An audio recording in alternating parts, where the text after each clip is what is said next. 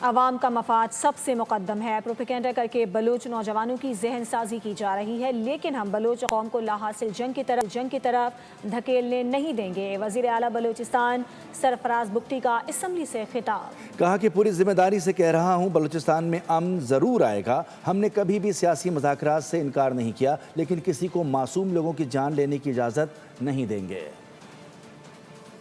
مسلسل ایک آرگنائزڈ انداز میں ریاست پاکستان کے خلاف ایک منظم انداز میں پروپیگنڈا ٹولز کے ذریعے ریاست کو اور بلوچستان کے اس عام نوجوان کو ڈس انٹیگریٹ کیا گیا ہے، اور ایک ایسا فالس نیریٹو کھڑا کیا گیا ہے پاکستان کے اگینسٹ جو کمپلیٹلی پرسپشنز کی بنیاد پر ہے، جس کا ریئلٹی سے کوئی تعلق نہیں ہے۔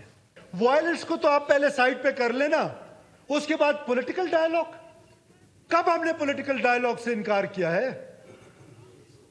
آ جائے نا، پولیٹیکل ڈائیلاگ پہ بات کر لیتے ہیں۔ چاہے کوئی بھی مسئلہ ہو، کسی کو اجازت نہیں ہے کہ وہ بندوق اٹھائے اور معصوم لوگوں کا قتل و غارت شروع کر دے۔ سبسکرائب کریں اور بیل دبائیں تاکہ کوئی خبر رہ نہ جائے۔